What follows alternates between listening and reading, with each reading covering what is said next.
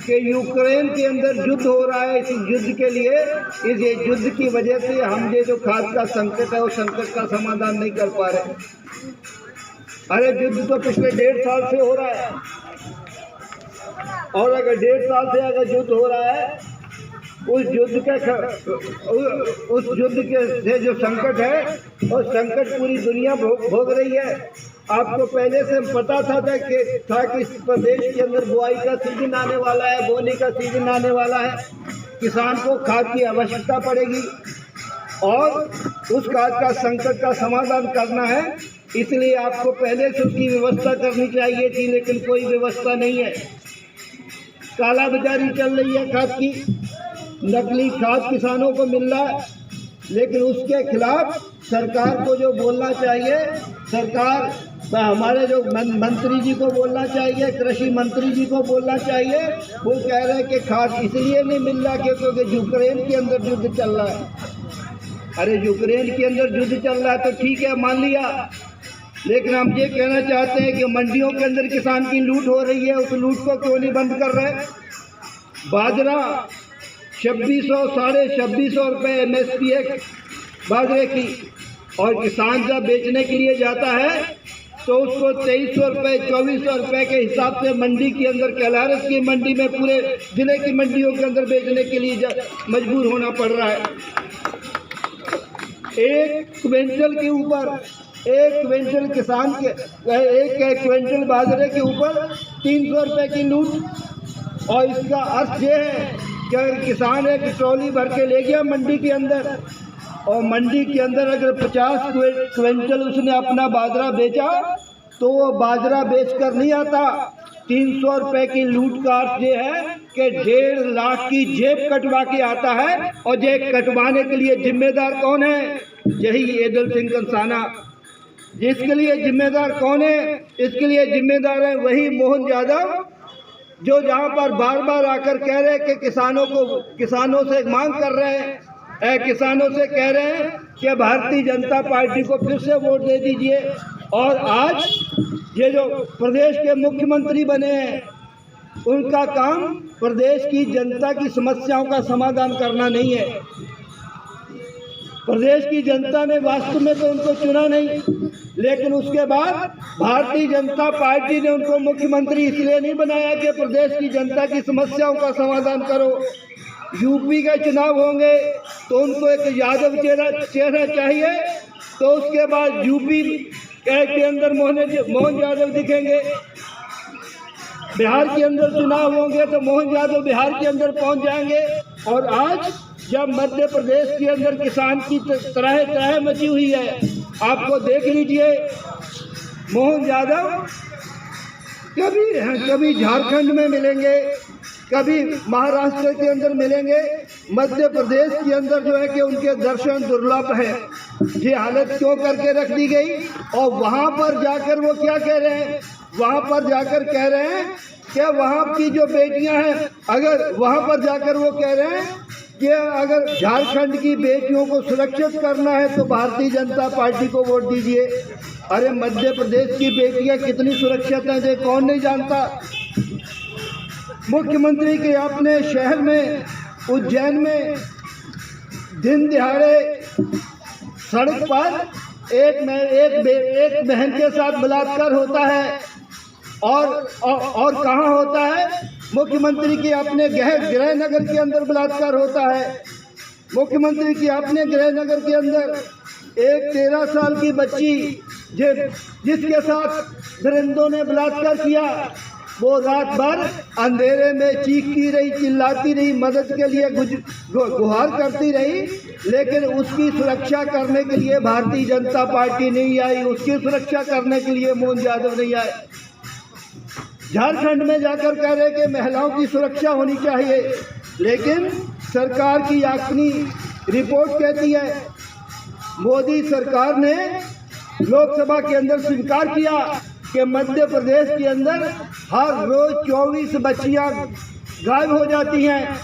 24 बच्चियों के गायब होने का अर्थ यह है कि हर घंटे में एक बच्ची गायब हो जाती है। हमारी बच्चियां सुरक्षित नहीं है। कि हमारा किसान सुरक्षित नहीं है। पूरे प्रदेश के अंदर जो हालत लगातार बदतर होती चली जा रही है, और ये जो बदतर होती हुई हालत है, उस हालत के खिलाफ मैं विस्तार में नहीं जाना चाहता, क्योंकि बहुत सारे मुद्दों पे नहीं बोलना चाहता, क्योंकि तमाम सारे मुद्दे हैं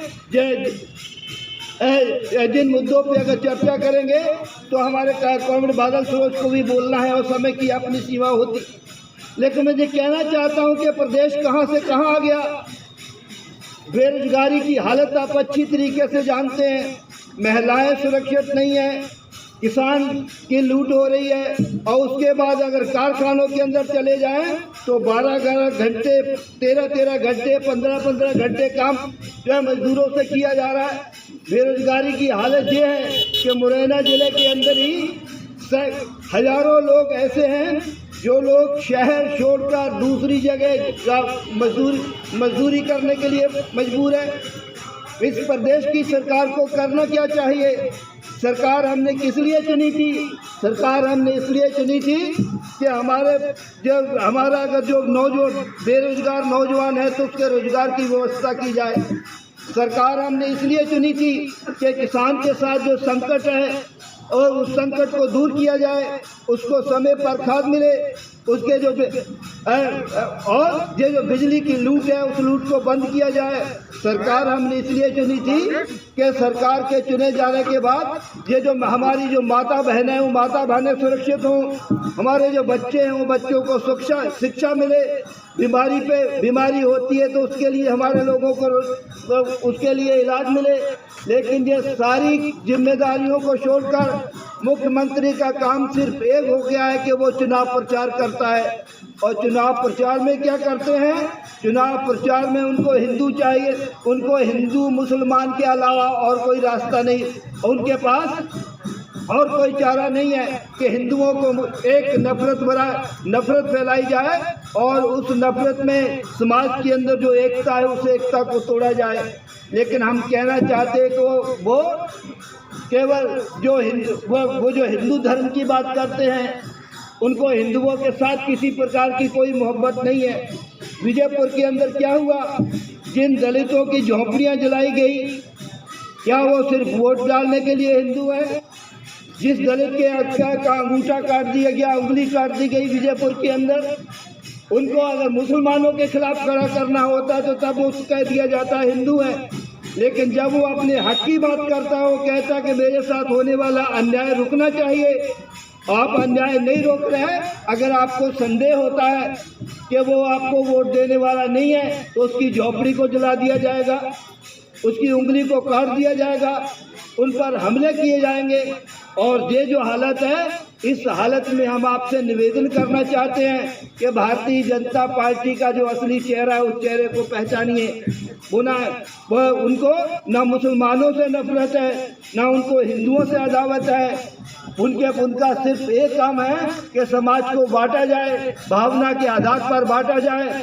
और इसलिए लोग हिंदू और मुसलमान की बात करते रहें, लोग मंदिर और मस्जिद की बात करते रहें, बिजली कंपनियां हमको लूटती रहें, किसान मंडियों के अंदर लूटता रहे, बेरोजगार को नौजवान को रोजगार ना मिले, हमारे बच्चों को शिक्षा ना मिले, और अंबानी और अडानी की दौलतें बढ़ती रहें और ये सत्ता पे बैठे रहे। इनका जो असली चेहरा है उस चेहरे को पहचानने की आवश्यकता है। मैं इसी निवेदन के साथ कि ये जो हमारा सम्मेलन 2 दिन से हो रहा है, ये सम्मेलन यहाँ के किसानों की समस्याओं का, इस जिले की समस्याओं के बारे में चर्चा कर रहा है कि जहाँ के नौजवानों के लिए रोजगार के लिए किस तरीके से संघर्ष किया जाए, जहाँ पर हम किसानों के संघर्ष को किस तरीके से आगे बढ़ाएं, कैसे ये जो चंबल के इलाके की सबसे उपजाऊ जमीन को बहुराष्ट्रीय कंपनियों को देने की जो साजिशें हो रही हैं, उन साजिशों के खिलाफ अपनी लड़ाई को कैसे मजबूत किया जाए और कैसे जनता को एकजुट करके ये जैसे अभी तक हम जीतते आए हैं वैसे ही जीत का परचम फिर से फहराया जाए। ऐसी उम्मीद के साथ कि हम अपने जो लड़ाई है उस लड़ाई को मजबूत करेंगे और फिर से जैसे नेटवर्क कंपनी से लेकर आज तक 5 बार इस जमीन को बचाया है फिर जमीन को बचाएंगे। इसी उम्मीद के साथ अपनी बात खत्म करता हूँ। बहुत बहुत धन्यवाद।